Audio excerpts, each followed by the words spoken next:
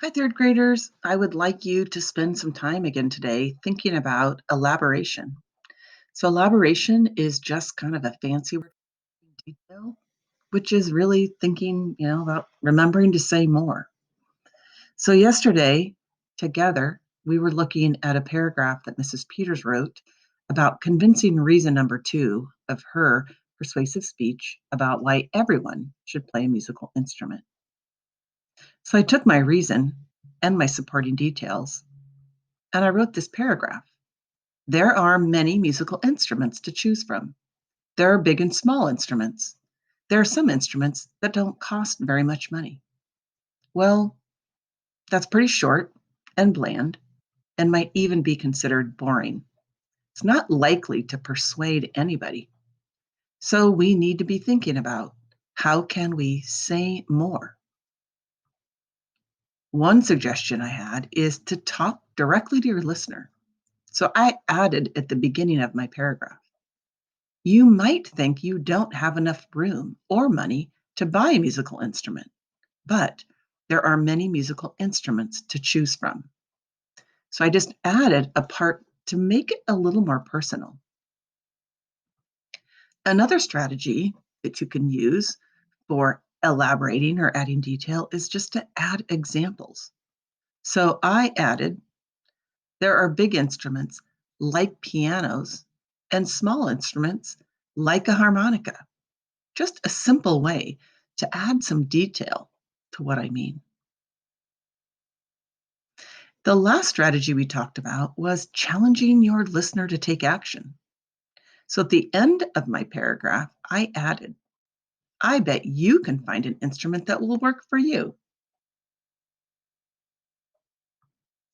So I took this kind of, short paragraph that lacked much detail, could easily bore the listener. And by using some of those strategies, I made it something people are going to listen to.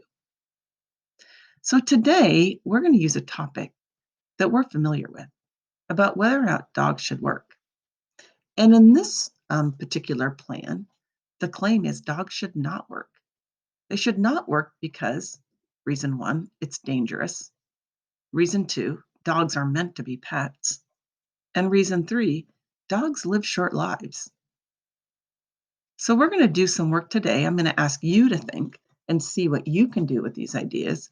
But we're going to start with a paragraph about convincing reason number one. It is dangerous.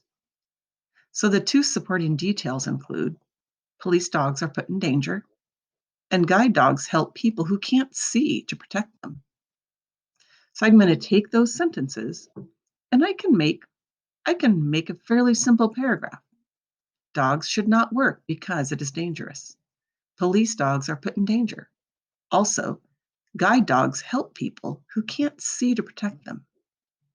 So I'm going to give you another idea to make sure that we can change this paragraph from something kind of boring with not much detail to something that's going to say more.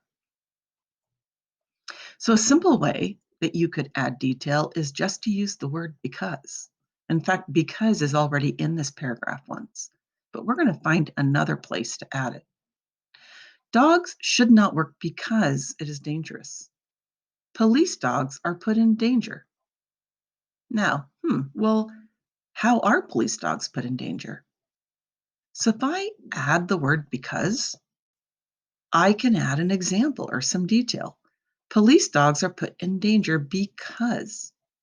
So I'm going to ask you to think, how might police dogs be put in danger? How could you finish that sentence? What Mrs. Peters decided to add was, police dogs are put in danger because sometimes they can be shot at by criminals. Now, another strategy for adding detail or elaborating is to add examples. So I'm going to ask you to think. On the last sentence, it says also guide dogs help people who can't see to protect them. For example, can you think of an example when a guide dog might be in danger because the people that they're helping can't see?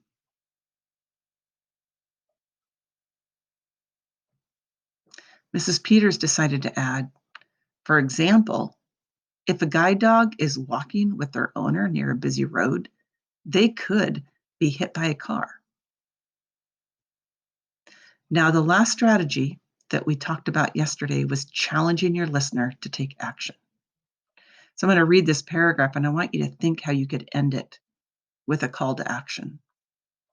Dogs should not work because it is dangerous. Police dogs are put in danger because sometimes they can be shot at by criminals. Also, guide dogs help people who can't see to protect them. For example, if a guide dog is walking with their owner near a busy road, they could be hit by a car. Hmm. What could we challenge the listener to do?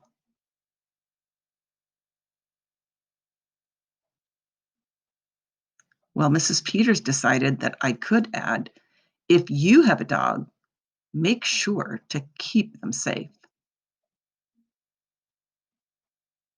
So we've taken this simple paragraph with not much detail, and we've used the word because, we've added examples, we talked to the listener, included a call to action, and it now is a far more detailed paragraph that I think is going to be far more convincing to the listener. Now, remember, when you have to revise, when you need to add detail or elaborate, it might get kind of messy. This was Mrs. Peters' draft that I went in and added things to, and that's okay. This is just a draft. So you can decide to write between the extra lines. Now, notice Mrs. Peters actually used a different color pencil, but you may also decide simply to rewrite the paragraph. So, either way, thank you for your work today, and we will work some more tomorrow on our persuasive speeches.